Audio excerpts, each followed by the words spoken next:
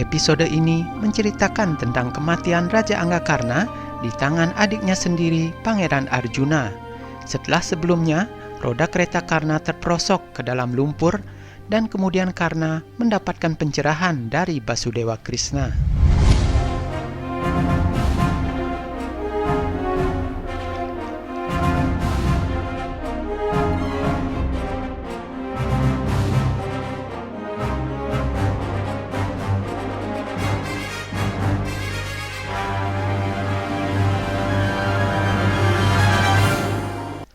Basudewa Krishna menunjukkan kedewataannya kepada Raja Anggakarna untuk memberikan pencerahan tentang tugas dan sebuah pengabdian yang selama ini menjadi dilema dalam kehidupan Karna.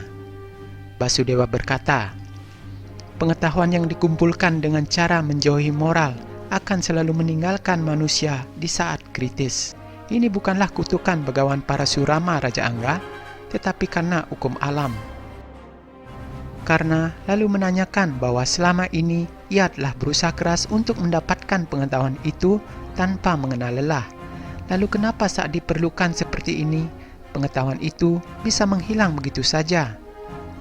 Dengan tersenyum Krishna berkata, "Kenapa kau berusaha untuk mendapatkan pengetahuan itu, Raja Angga? Apakah kau mengerti pentingnya pengetahuan?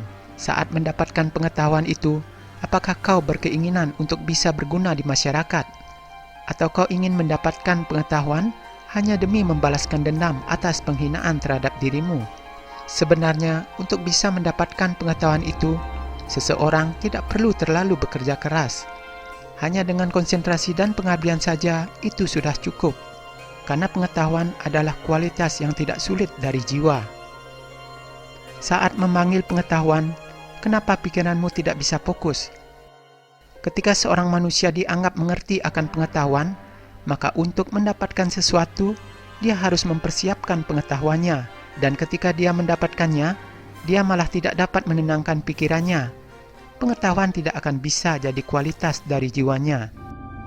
Seseorang yang bisa mendapatkan pengetahuan dengan mengerti nilainya, pastilah orang yang hebat di bidangnya. Tapi seseorang yang menginginkan pengetahuan dengan tujuan untuk mendapatkan sesuatu, dia akan terus bersaing sepanjang hidupnya untuk bisa membuktikan dirinya lah yang terhebat, tapi dia tidak akan pernah bisa menjadi yang terhebat. Kau juga punya pengetahuan dengan tujuan tertentu. Meski memiliki perlindungan dari dewa, kau tetap tidak bisa menenangkan pikiranmu. Kau tetap saja ingin bersaing dengan Arjuna yang kini sudah semakin jauh. Karena kemudian teringat saat ia ditolak sebagai murid Guru Drona, dan dirinya telah berjanji akan kembali sebagai pemanah terbaik untuk mengalahkan Arjuna. Raja Anggakarna yang masih belum bisa menenangkan dirinya dan melupakan semua penghinaan yang diterimanya itu, menumpahkan semua kegundahan hatinya kepada Basudewa Krishna. Karna juga teringat bagaimana masyarakat telah mengucilkan dirinya dengan mengatakan bahwa dia adalah anak kusir yang tidak pantas untuk bersaing dengan para pangeran, walaupun ia memiliki kemampuan untuk itu. Penghinaan itulah yang menyebabkan jiwanya menjadi kering, dan ia tidak memperdulikan lagi kebenaran yang ada dalam dirinya. Krishna pun lalu berkata, "Kau memiliki kemampuan, dan kau tahu seperti apa rasanya penderitaan. Tapi kau tidak mengabdikan hidupmu untuk orang lain. Kau malah mengabdikan seluruh hidupmu kepada orang seperti Duryodhana yang tidak memiliki apapun kecuali ketidakbenaran. Kau tetap saja mendukung Duryodhana. Kau juga menjadi bagian dari dosa untuk membuka pakaian Drupadi. Kau tidak bisa menghargai ibumu sendiri, bahkan mampu untuk menghabisi putra adikmu sendiri. Dan hari ini, dengan hilangnya kebenaran itu, maka hilanglah seluruh pengetahuan dan kepuasanmu itu. Kau telah disiapkan untuk mati di tangan adikmu sendiri Arjuna." Karna mengatakan bahwa pengabdiannya kepada Duryodhana ia lakukan untuk membalas budi sang pangeran, karena hanya dialah yang mampu menerima status sosialnya pada saat itu.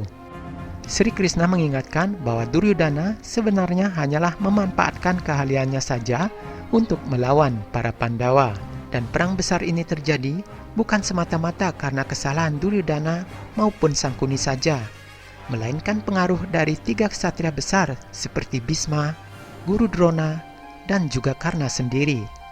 Tanpa ketiga ksatria itu, maka Duryodhana tidak akan punya keberanian untuk menyatakan perang terhadap para Pandawa. Basudewa Krishna lanjut berkata, "Sekaranglah waktunya anak Radha untuk melupakan kesengsaraanmu, menyerah pada ketidakbenaranmu, dan menerima kematianmu. Dan semua itu semata-mata demi kesejahteraan masyarakat dan dirimu juga." Raja Anggakarna menyadari kesalahan yang selama ini telah diperbuatnya, dan ia menyatakan akan menerima perintah Basudewa Krishna dan bahkan siap untuk menerima kematiannya sendiri. Karna lalu menitipkan permohonan maafnya kepada Ibu Ratu Kunti dan juga Drupadi. Hanya satu hal yang ia ingin ketahui saat ini, apakah kemampuannya ini akan tidak punya pengakuan selamanya? Akankah kemampuannya ini tidak akan punya pengakuan untuk selamanya? Krishna lalu berkata, "Anak Radha, saat ini kau tidak punya busur di tanganmu.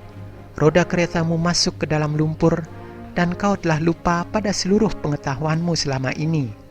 Kita harus bisa mengambil keuntungan dari situasi tersebut untuk menghabisimu. Dan bukankah ini akan menjadi bukti dari kemampuanmu itu?"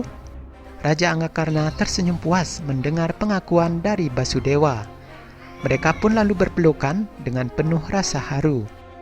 Sri Krishna kemudian kembali ke keretanya dan roda waktu pun kembali berputar. Krishna kemudian memerintahkan Arjuna agar segera menghabisi Raja Anggakarna. Dengan senyum di wajahnya, Karna mendekati kereta Arjuna dan mengingatkan dirinya bahwa matahari akan segera terbenam, dan ia meminta agar Arjuna segera menghabisi nyawanya itu. Ia memutuskan akan segera pergi bersama ayahnya, Dewa Surya. Karna kemudian melangkah menuju keretanya dan berusaha mengeluarkan roda kereta itu dari kubangan lumpur. Sri Krishna kembali mengingatkan Arjuna bahwa inilah saat yang tepat untuk membebaskan Karna dari penderitaan yang dialaminya selama ini. Tanpa menunggu waktu lagi, Arjuna segera mengangkat busurnya dan mengarahkan panahnya kepada Raja Anggakarna. Dengan senyum di wajahnya, Karna telah siap menyongsong kematiannya. Anak panah Arjuna itu pun melesat dari busurnya dan tepat mengenai leher Karna. Tubuh Raja Angga itu terpental jatuh seiring dengan terbenamnya matahari. Perang hari itu telah berakhir. Bunyi trompet kerang mengiringi kematian dari seorang ksatria besar, Raja Anggakarna. Nah, bagaimanakah sikap para Pandawa ketika mengetahui bahwa Raja Angga adalah saudara tertua mereka? Nantikan kisahnya dalam episode selanjutnya.